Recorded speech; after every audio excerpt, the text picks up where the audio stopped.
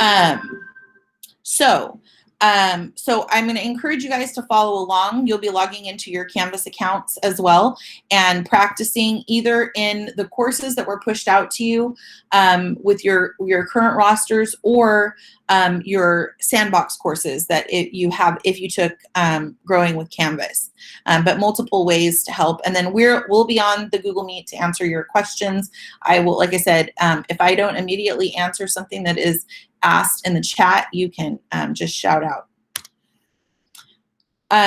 So one of our administrators in a meeting shared this quote by Brad Johnson, and we wanted to share with all of you, just to remember that relationships come before rigor, grace before grades, patience before programs, and love before lessons.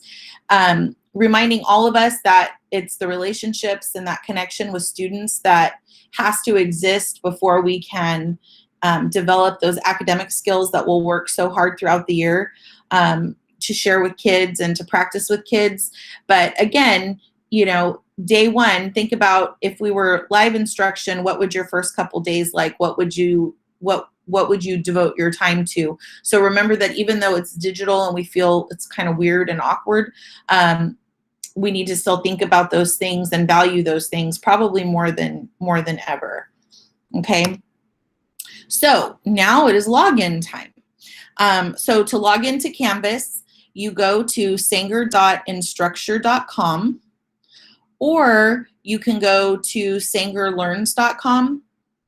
And one of the first options that will appear is the Canvas button. You don't need to click on teachers or staff. You just go to Sanger Learns, and you'll see the Canvas option. If you click on that, it will take you to a screen where there is a link to Canvas as well as today's presentation.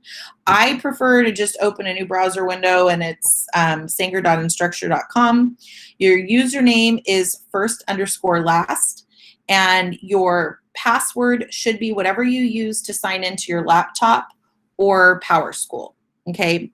Another note about Canvas: Canvas likes Chrome.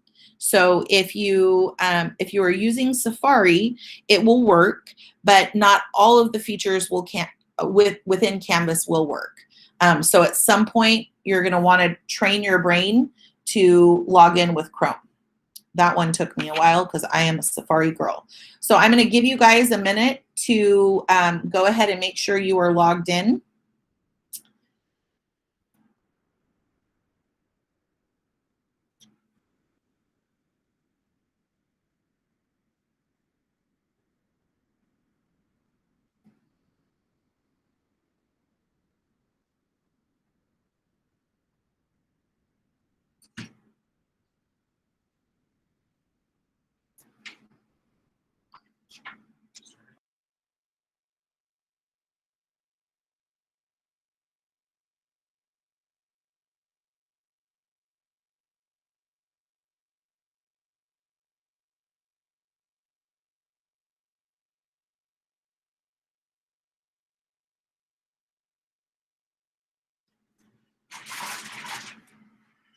Okay, so we're going to go ahead and move on.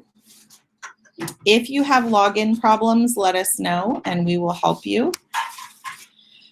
So this slide is going to be helpful in coming days when you need to help students log in to Canvas. So the student username is their student ID, and then the password you can see there, first and last initial, 2-digit birth month, and 2-digit birthday. One thing that I just want to highlight, because this is for Rachel. Rachel, this is for you. So to reset passwords, a staff member must call the Sanger Tech hotline.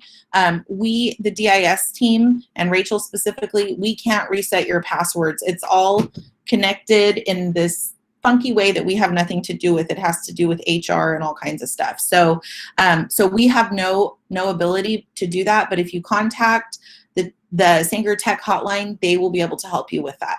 Okay. In terms of students, the goal is to connect students all with their Google passwords eventually, but we're not quite there yet. So for now, this is the current updated student password. That's what they'll use to access Canvas.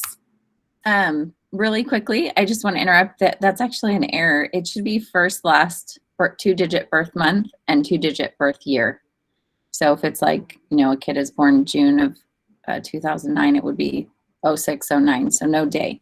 I changed that in the slideshow, so if you are on it and you refresh, you should be able to see that. Okay, great. Thank you. Okay. So one of the things that I want to mention is some people were confused about which Canvas meeting they should attend. We tried to differentiate so that you could be placed in the appropriate level. But after our slides presentation today, you will have access to everything. Actually, right now you have access to all the different presentations.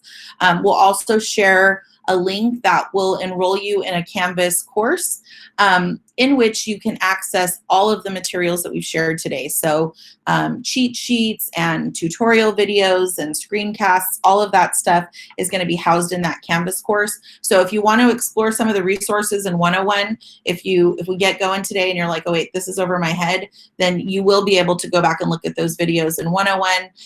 And some of the things that are going to be helpful for like designing your grade book or pairing codes with for parents, all of that is in here as well. So you'll be able to revisit as needed.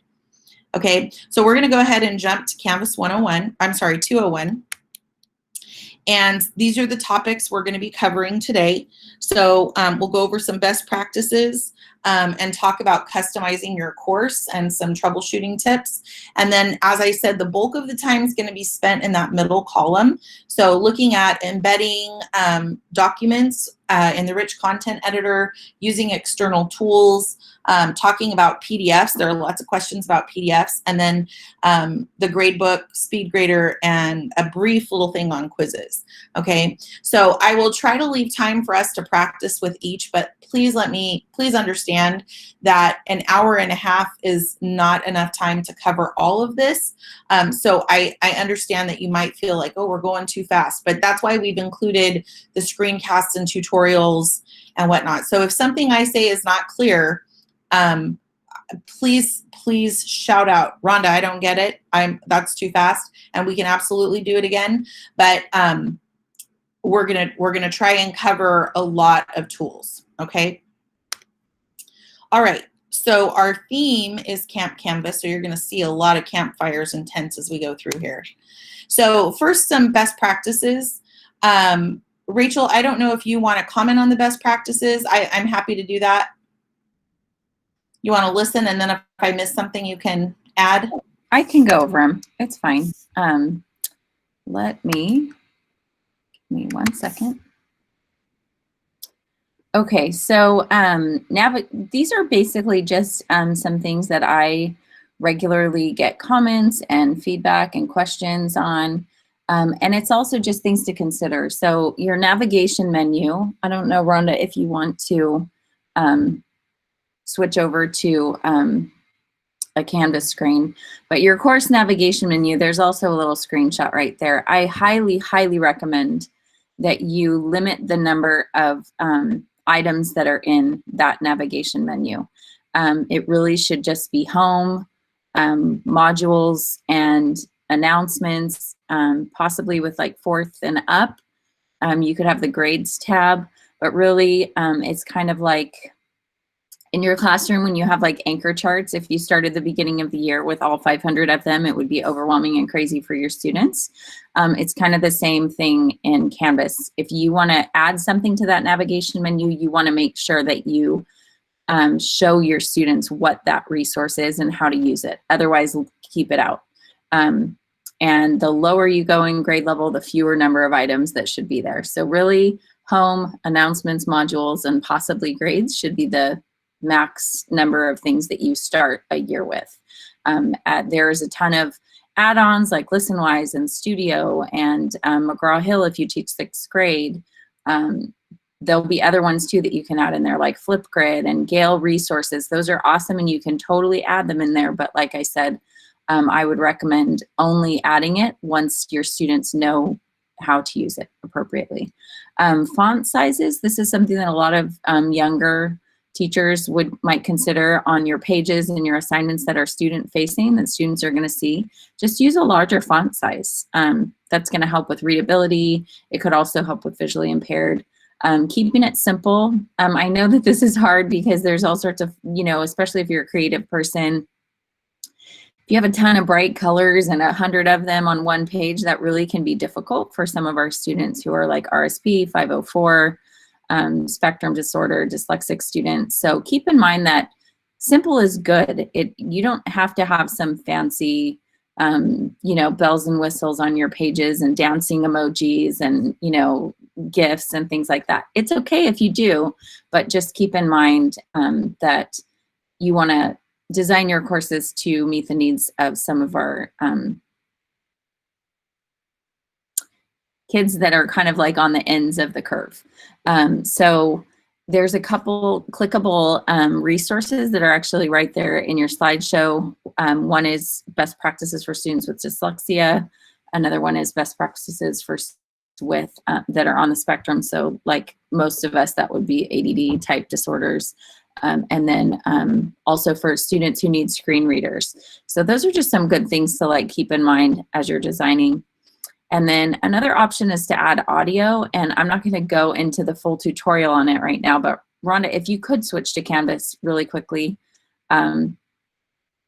There is the most awesome feature, yay, hallelujah, cheers and yells from the audience.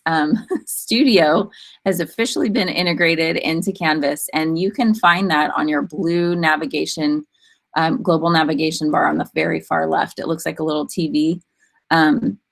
That is an amazing resource for creating anything media. So like recording yourself, recording your screen, both. You can insert questions, you can insert discussions.